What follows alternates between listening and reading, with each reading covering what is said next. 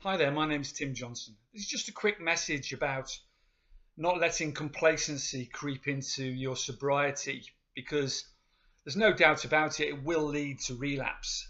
Because I myself, and I'm sure many of you out there have experienced that many times. And it just reminds me with Demi Lovato being in the news, and not just her, but she had 6 years of sobriety, and always when you relapse after that length of sobriety, the consequences can be fatal, because obviously your body is not up to the tolerances it was when you stopped, and you think you get back on where you got off, if you like, and that can lead to overdose and death, no doubt about it. But anyway, the message about this from this is about complacency. I've made videos recently about thoughts, actions, and consequences, and really, that complacency, when it creeps in, it can creep in. It doesn't matter whether you're 2 weeks sober or you're 20 years sober. At any stage, this can creep in, and these thoughts can creep in, and they can take over and multiply in your brain. I'll give you an example. This is just a simple example from a couple of weeks ago, because this is about cross addiction as well. And cross addiction can mean, as probably you know, it means your tendency is switching to something else, but doing the same things the alcohol and drugs were, which is looking for relief outside of yourself instead of inside of yourself, from whatever it is you're wanting to hide from: comfort, from pain, from emotions, from misery, from whatever it is you're trying. That cross addiction can jump across to anything from sex to food, to gambling, to you name it. There's many shopping, consumerism, all that sort of stuff. So you've got to keep your eye open all the time, because your brain can be really sneaky, as I've said on many videos. A couple of weeks ago, I wasn't feeling too brilliant. I made a video about watching out for how to deal with the bad days, but there was a sort of malaise over me without me really realizing it for a few days. And going shopping, I mean, my diet is extremely important to me now. I mean, I watch what I put into my body. It's a very important part of my sobriety, what I eat, and what I drink. And anyway, I was going around doing my shopping, and I mean, I never eat anything out of a packet, anything junk, and I really just fancied some crisps. And this is a stupid little example, but it just shows you how these thoughts can creep in, and how they can multiply. Because I wasn't feeling too good. I thought, there's nothing wrong with a bag of, it was a big bag, but I mean, nothing wrong with a bag of ready salted crisps. I even looked at the ingredients to make sure that they were cooked in olive oil. Even they were nice crisps, natural, if you like, if there's such a thing as natural crisps. And I took them home, and that night I had good intentions of having a few and then leaving them for another night when I felt like them. And of course, the packet just went that night. I just ate it.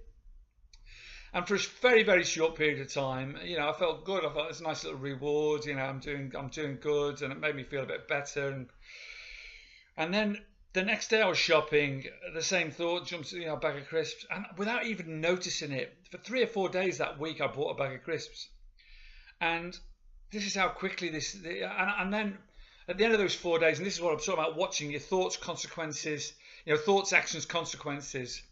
Just watch your thoughts all the time, because this complacency, this little relaxation of the standards that you've set yourself can lead down a very dark road. And before I knew it, 4 days out of that week, I bought this great big bag of crisps. And I mean, I know that sounded a stupid example, but it's what it leads on to, because those thoughts multiply in your brain, the comfort, and then the crisps aren't enough, and then you're looking for something else, and you start eating chocolate or all sorts of other shit, and then that, before you even know it, within days or a week or whatever, you're looking at the alcohol shelf, or you're thinking about phoning your dealer up. And that's how quickly relapse, because the problem, what you're looking for with those crisps, just for that as an example, is what you're looking for from the drugs, the alcohol, the sex, the gambling, whatever it is, to plug that gap for that comfort, comfort from outside of yourself, to try and get some, to get rid of those feelings that you have inside you, which have suddenly multiplied all of a sudden, from nowhere.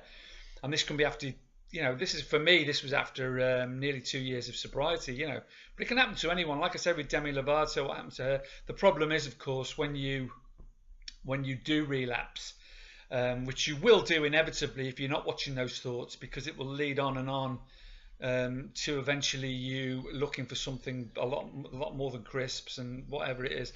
You can die because, like I say, your tolerances aren't up there. You've really got to watch out for those thoughts. Question your motives all the time. Why am I doing that?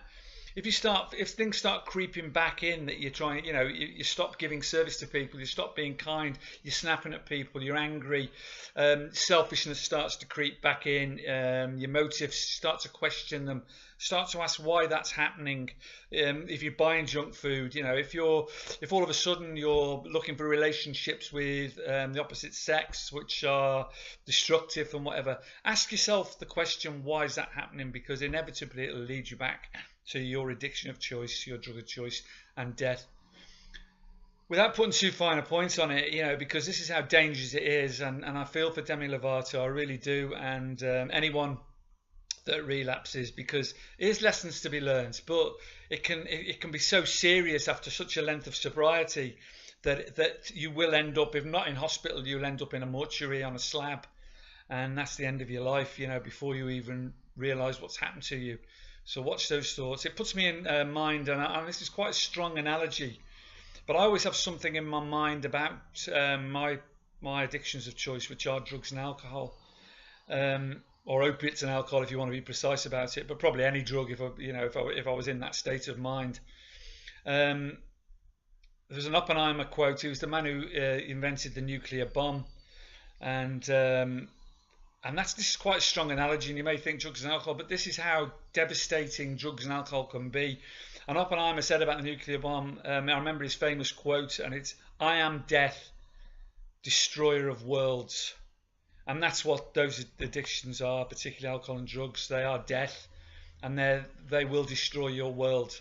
And I always have that in my mind. If any thoughts start to creep into my head, that selfishness, whatever it is, or like the crisp episode, I am death, the destroyer of worlds, and I know what it will lead to, and I know where it will take me, and that's to the mortuary slab and losing everything that I've built over the last couple of years, and that's too much to lose. My family, my girls, my wife, everything, my self-respect, dignity, health, everything. I'm not prepared to lose that ever again.